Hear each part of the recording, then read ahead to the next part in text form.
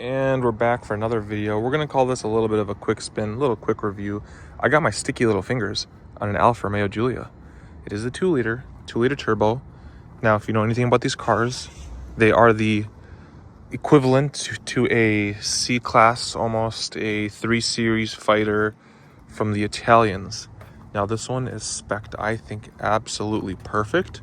It is white with a red interior with the blacked out glass roof. The beautiful signature Alfa Romeo rims, 19 inches, with the Alfa Romeo Brembo brakes in red all around. You could not get a better looking spec than this car. Now, this car only has one modification, and that is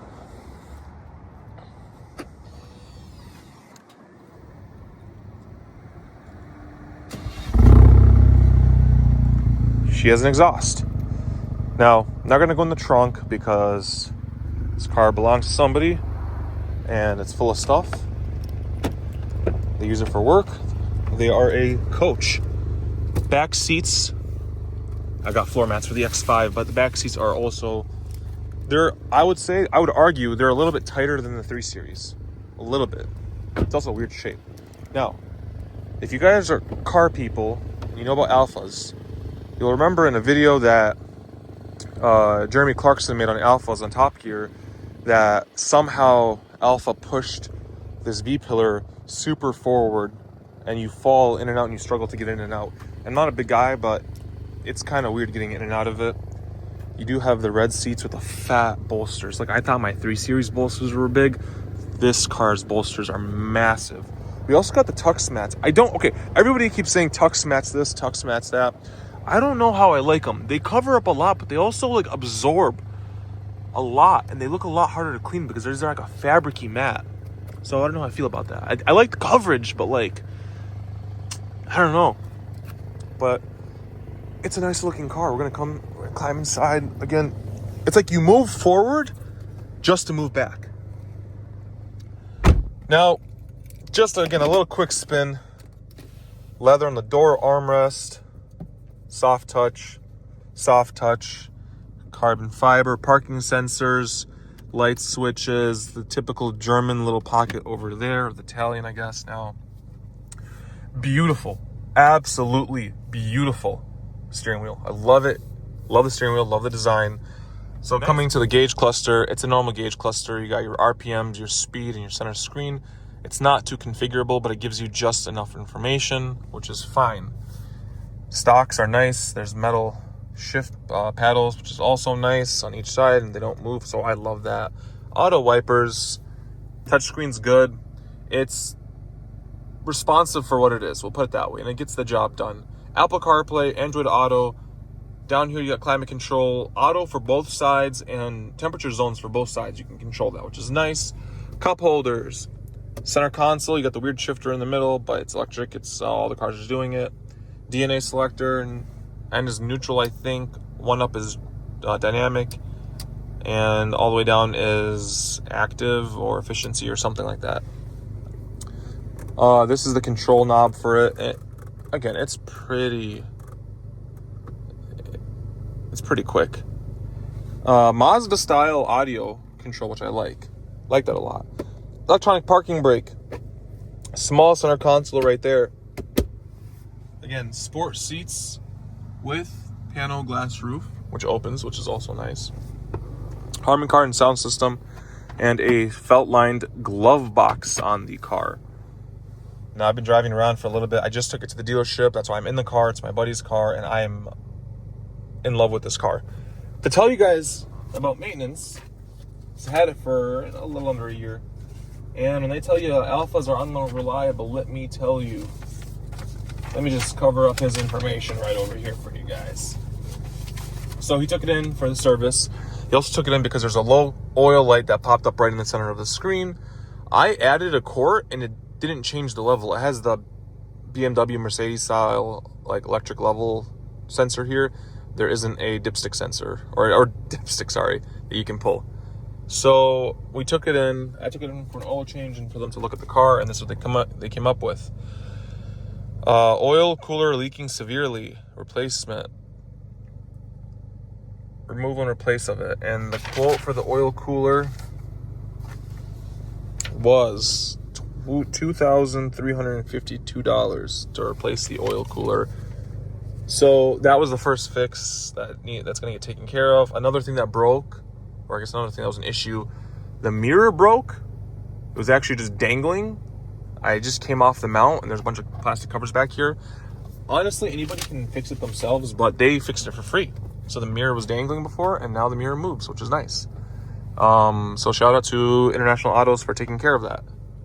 They did it for free of charge, and it saved me time and hassle trying to rip it apart myself. I don't like this I don't like the shifter.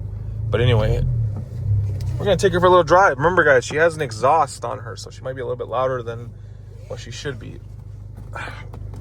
We're in dynamic mode right now. So I thought it'd be a little nice to do a little review from the perspective of a 3 Series owner on this car. You guys know I just got rid of my 3 Series. And, it's supposed to be a Lexus IS Fighter. There's another one right over here.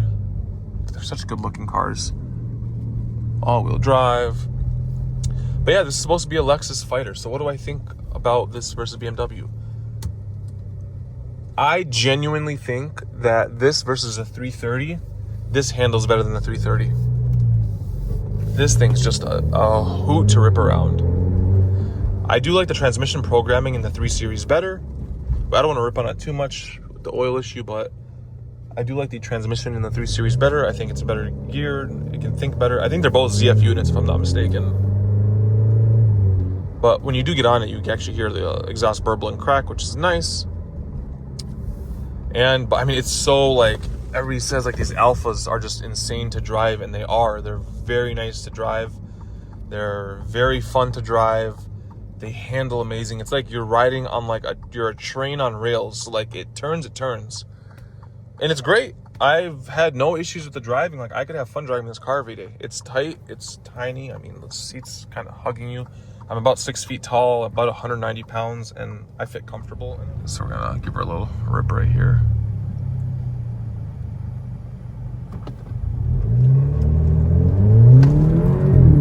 Oh, man. Woo! I hope you guys caught that on camera, but the exhaust burbles. So we're now cruising on the highway. It's stable, it's good, it's planted, it's tight. Again, it feels like my 3 Series, a tad bit more stiff. Maybe the equivalent to an M Sport 3 Series. I haven't driven an M Sport 3, like a 330 M Sport, but with the stiffer suspension. But it's pretty stiff, but nothing crazy. You're not gonna be like, oh, my back hurts. But otherwise, it's planted. It's nice to drive on the highway. It's smooth. I like it. A couple things I noticed about it though. I wish the steering wheel was thicker like the M Sport BMW 3 Series. They get those chonky steering wheels. I wish that was a little bit thicker. I'm going to complain about this. I complain about it with BMW. They should be making adaptive cruise control standard. It's not. It has the cameras and lane departure and stuff, but it doesn't have the adaptive cruise control optioned into this model, which sucks. I think that they all should have it, especially when companies like Honda and Toyota can give it in a Yaris and a Corolla. They can put it in a $50,000 plus vehicle. It's just my take on that. But otherwise, the car drives great. It handles great. Reliability wise, it's a toss up. Some people say they have no issues, and some people say that the car is full of issues, and that's why they're scared of it. I'm just gonna say that Italian, German cars, they're always gonna have problems, and they're always gonna be more expensive to fix. For example, oil changes. This car's oil change was $215. It's due for spark plugs. They wanted $530 for spark plugs. It's a luxury car. You get what you pay for. This is the size of a Corolla, yet you're getting way better performance. Way more power. A car that's a looker. This car looks amazing. It's very sexually gratifying. So if it asks for an oil cooler, so be it. We'll put an oil cooler in it. If it drives like this, we'll put an oil cooler in it. He's also been averaging about 24, 25 miles a gallon over the last 5,000 miles. I think he just drives like a regular person as well, and he's always in the normal neutral mode. But yeah, I just want to take you guys out for a drive in this car. let you guys know what a driver of a BMW thinks. Also, something else I liked, auto dimming mirror here, just like BMW, but BMW took away the auto dimming mirror for the passenger side, which I hate. Now the E90 has it. My brother's E90 has auto dimming on the passenger side, but they took it away from us. But this car, I just noticed it in my mirror. This car has it as well. But yeah, if you guys have any questions, put them in the comments. He's at 54,000 miles. Not the end of the world. He loves the car. And when it asks for something like an oil cooler, we're going to put an oil cooler in it, because you can't put a price on the smiles that this car gives you. Thanks for tuning in, boys.